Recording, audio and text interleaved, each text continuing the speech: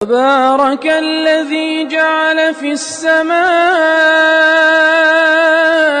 بروجا وجعل فيها سراجا وقمرا منيرا ان الحمد لله والصلاة والسلام على رسول الله اما بعد قال النبي صلى الله عليه وسلم طلب كسب الحلال فریضة بعد الفریضة او كما قال صلی اللہ علیہ وسلم۔ دین اسلام کامل ضابطہ حیات ہے۔ آپ زندگی کے کسی شعبے میں بھی ہیں، وہاں پر آپ کو اسلام رہنمائی کرے گا۔ آپ تاجر ہیں تو قرآن آپ کی رہنمائی کرے گا تجارت کیسے کرنی ہے۔ اللہ کے نبی کی احادیث آپ کی رہنمائی کریں گے کہ تجارت کو کیسے چمکانا ہے۔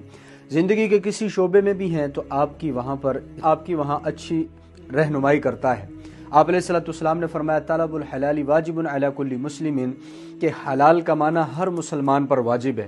پھر فرمایا طلب کسب الحلال فریضۃ بعد الفریضہ، کہ مال کمانا فرض کے بعد فرض ہے، یعنی یہ نماز ہے، روزہ ہے، حج ہے، زکوٰۃ ہے، جتنے بھی اللہ کے احکام ہیں ان میں سے ایک فریضہ حلال مال کو کمانا بھی ہے۔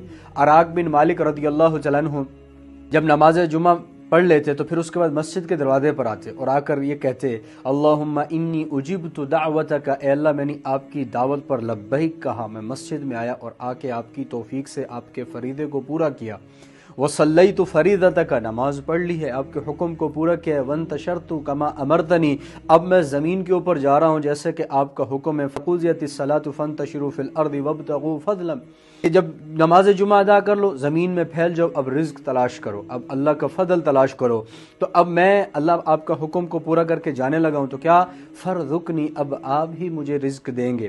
رزق دینے والی ذات اللہ کی ہے۔ وَأَنْتَ خَيْرُ الرَّازِقِينَ، اور آپ اعلیٰ بہترین رزق دینے والے ہیں۔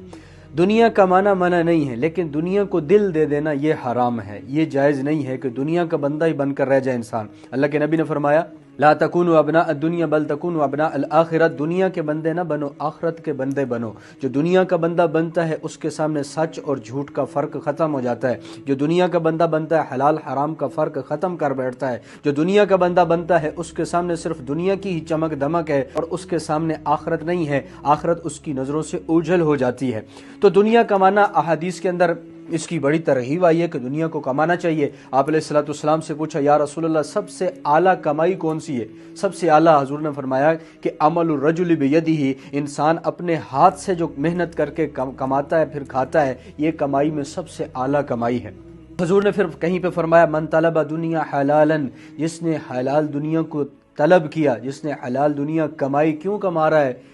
استعفافاً علی المسئلہ، اس وجہ سے کما رہا ہے کہ ہاتھ پھیلانا نہ پڑے کسی کے سامنے۔ کیوں کما رہا ہے؟ وسعیاً علی عیالہ، میں اپنے گھر والوں پر خرچ کروں گا، ان کو اچھا کھلاؤں گا، ان کو اچھا پہناؤں گا۔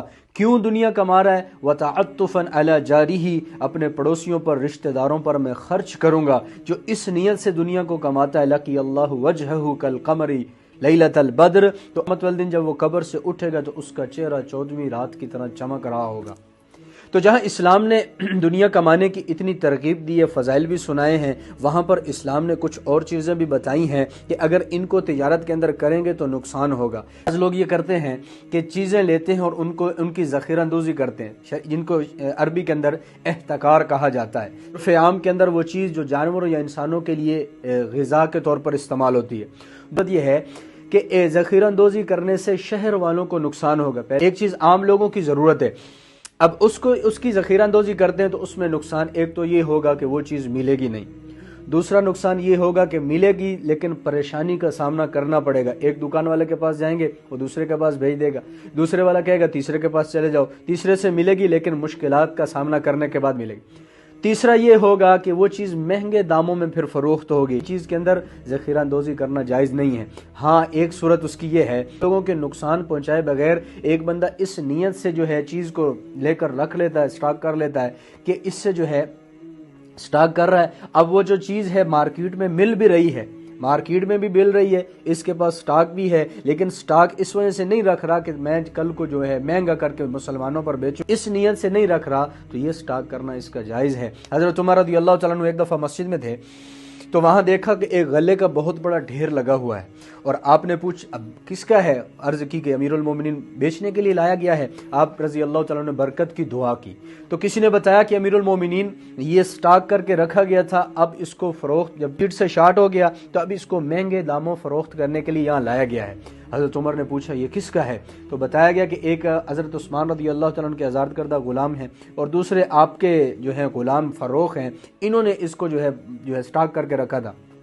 حضرت عمر نے فرمایا کہ میں نے اللہ کے نبی کی ایک بات سنی تھی، ایک حدیث ہے، میں سنا دیتا ہوں۔ حضور نے فرمایا جو لوگوں پر مہنگا غلہ بیچنے کے لیے سٹاک کرتا ہے، اللہ اس کو مفلسی یا جذام کی بیماری میں مبتلا کریں گے۔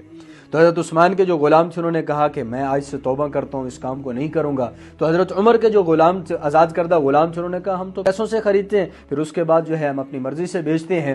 تو انہوں نے انکار کر دیا۔ تو پھر چند دنوں کے بعد ایسا ہوا کہ ان کو جذام کی بیماری کے اندر مبتلا لوگوں نے پایا۔ تو آپ اگر تاجر ہیں تو تجارت کا اصول یہ اپنائیں کہ اللہ کے نبی تاجر بھی تھے۔ آپ نے خدیجہ رضی اللہ تعالیٰ کا سامان لے کر 2 دفعہ ملک شام کا سفر کیا ہے۔ پھر آپ علیہ الصلوۃ والسلام نے اطراف مدینہ مقام جرف کے اوپر کھیتی باڑی بھی کی ہے۔ حضور علیہ الصلوۃ والسلام نے ہر کام کیا ہے۔ اگر آپ تاجر ہیں تو آپ تجارت ایسے کریں جیسے حضور علیہ الصلوۃ والسلام نے تجارت کر کے دکھائی ہے۔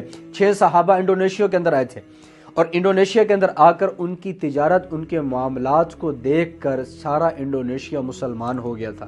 آج تاجروں کا کیا حال ہوتا ہے؟ دھوکے کی کوشش ہو رہی ہوتی ہے۔ ہماری تشکیل تھی تو وہاں کے ایک دوست نے مجھے بتایا یہ پیٹرول پمپ کی چمک دمک دیکھ رہے ہو؟ میں نے کہا ہاں، بڑا وی آئی پی پیٹرول پمپ انہوں نے بنایا ہوا ہے۔ انہوں نے کہا کہ چائنا سے انہوں نے ایک ایپ کو خریدا ہے، اور اس ایپ کے اندر ایسا سسٹم لگاتے ہیں کہ وہ مشین کو لگا دیتے ہیں۔ اب مشین آپ کی ٹینکی کے اندر 100 روپے کا بتائے گی پیٹرول ڈال دیا ہے، لیکن حقیقت میں وہ 100 نہیں بلکہ 80 روپے کا جو ہے وہ پیٹرول ڈلا ہوا ہوگا۔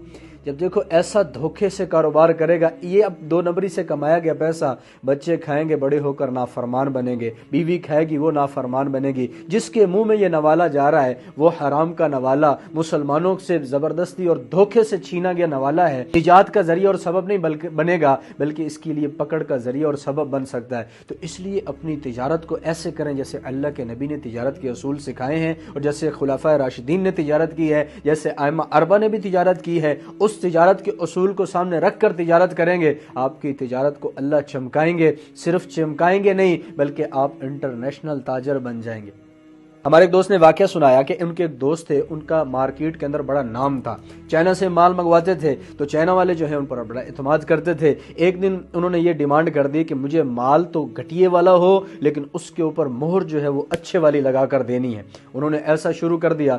چند دنوں کے بعد وہ چائنا والی کمپنی والے آئے ان سے ملاقات کرنے کے لیے، تو انہوں نے اسلام کی ان کو دعوت دی۔ تو انہوں نے کہا کہ آپ ہمیں اسلام کی دعوت دیتے ہیں اور خود ہمارے ساتھ ایسی جو ہے ڈیل کرتے ہو جس کے اندر مال گھٹیا لے کر اچھی مہر لگوا کر تقسیم کرتے ہو، ایسا اگر اسلام ہے تو اسلام قبول نہیں ہے۔ تو اللہ کے نبی نے فرمایا میرا امتی ہر کام کر سکتا ہے، 2 نہیں کر سکتا، ایک دھوکہ نہیں دے سکتا، ایک جھوٹ نہیں بول سکتا۔ تو اللہ رب العزت ہمیں قرآن و حدیث کی روشنی کے مطابق زندگی گزارنے کی توفیق عطا